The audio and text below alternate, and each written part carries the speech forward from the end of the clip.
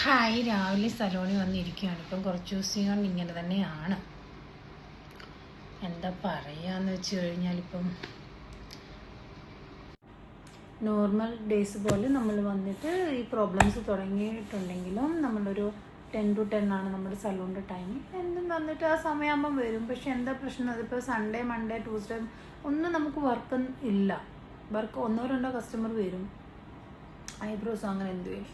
നമുക്ക് ഈ മാസം ഒരു 5-ാം തീയതി കഴിഞ്ഞ് കഴിഞ്ഞാൽ നല്ല റഷ് വരേണ്ട സമയമാണ്. 18-ാം തീയതിയാണ് റംസാൻ. സോ അപ്പോൾ നമുക്ക് നല്ല തിരക്കുള്ള മാസമാണിത്. പക്ഷേ ഇപ്രാവശ്യം ഭയങ്കര സൈലൻ്റ് ആയിപ്പോയി. ഇത് നമ്മളെന്താ പറയുന്നത്, നമുക്ക് എന്താ പറയുന്നത്, വലിയൊരു പ്രശ്നമായിട്ട് വെളിയിൽ കാണുന്നില്ലെങ്കിലും ഇങ്ങനെയുള്ള വർക്ക് ഇതിൽ ഭയങ്കരമായിട്ട് എഫക്റ്റ് ചെയ്തിട്ടുണ്ട്. ബിക്കോസ് നമ്മളെയൊക്കെ ഭയങ്കര, നമുക്ക് നമ്മുടെ ജോലി ഇതാണ്. സോ അപ്പോൾ ഇതൊക്കെ ഭയങ്കരമായിട്ട് എഫക്റ്റ് ചെയ്തു. കസ്റ്റമർ വെളിയിലോട്ടില്ല.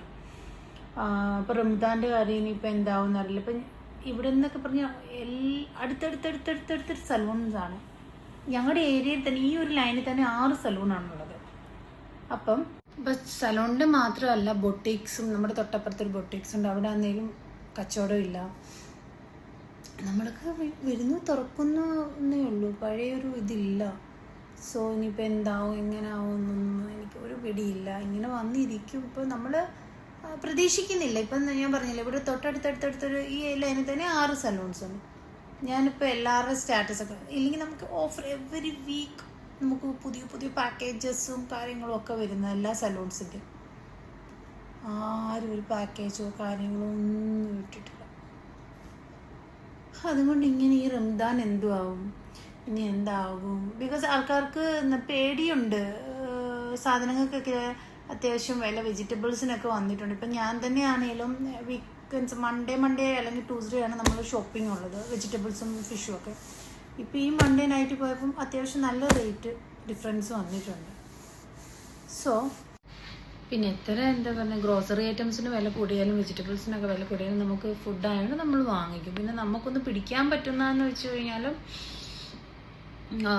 ഒന്നും ആൾക്കാർ മടിക്കുന്ന ഈ പർച്ചേസിങ്, ഇപ്പം കോസ്മെറ്റിക് ആണെങ്കിലും ഡ്രസ്സസ് ആണെങ്കിലും സലൂൺസിൻ്റെ ഇതാണെങ്കിലും, അപ്പം അതൊക്കെ അവിടെയൊക്കെ ഭയങ്കരമായിട്ട് ഇത് ആക്ച്വലി എഫക്റ്റ് ചെയ്തിട്ടുണ്ട്. പിന്നെ ഹോട്ടൽസുകളിലും കുറച്ച് എഫക്റ്റ് ചെയ്തിട്ടുണ്ട് തോന്നുന്ന. ആൾക്കാർ വെളിയിലോട്ട് ഇറങ്ങാത്തതുകൊണ്ട് പാഴ്സലൊക്കെ പോകുന്നുണ്ട്. ഡൈനിങ് ഒക്കെ ഭയങ്കര കുറവായിട്ടുണ്ട്. ഇപ്പം നമ്മൾ വൈകുന്നേരം, ഞാനും മിനുവൊക്കെ വൈകുന്നേരം ഇങ്ങനെ പോകുമ്പോൾ ചിലയിടത്തൊക്കെ ഭയങ്കര കച്ചവടം നടന്നിടത്തൊക്കെ ഡള്ളായിട്ടാണ് പോയിക്കൊണ്ടിരിക്കുന്നത്.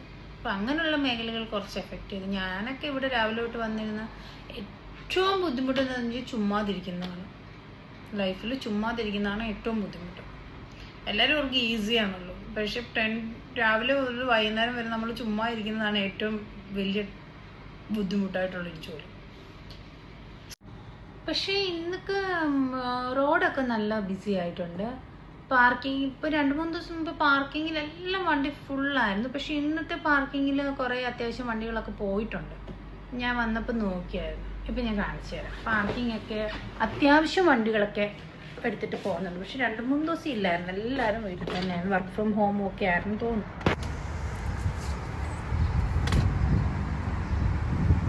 ഇല്ലെങ്കിൽ ആ കച്ചയൊക്കെ ഫുള്ള് വണ്ടിയായിരിക്കും. പക്ഷെ അത്യാവശ്യം ഇന്ന് വണ്ടിയൊക്കെ പോയിട്ടുണ്ട്. ഇന്നലെയൊക്കെ ആ കച്ചയെല്ലാം നിറഞ്ഞു കിടക്കുമായിരുന്നു. മീൻസ് ഒരു വണ്ടി എടുക്കണമെങ്കിൽ ഒരാളെ വിളിക്കണമായിരുന്നു, ഒരു നമ്പർ എഴുതി വെച്ചിട്ടുണ്ടായിരുന്നു. പക്ഷെ ഇന്നിപ്പം വണ്ടിയൊക്കെ പോകുന്നുണ്ട്, വലിയ കുഴപ്പമൊന്നുമില്ല. കുറേ ആൾക്കാരൊക്കെ പോയിട്ടുണ്ട്. ഞാനിങ്ങനെ നോക്കും ഇടയ്ക്കിടയ്ക്ക്. മീൻസ് എന്ന് രാവിലെ വരുമ്പോൾ കച്ചയൊക്കെ ഫുള്ള് നോക്കും, പാർക്കിങ്ങൊക്കെ.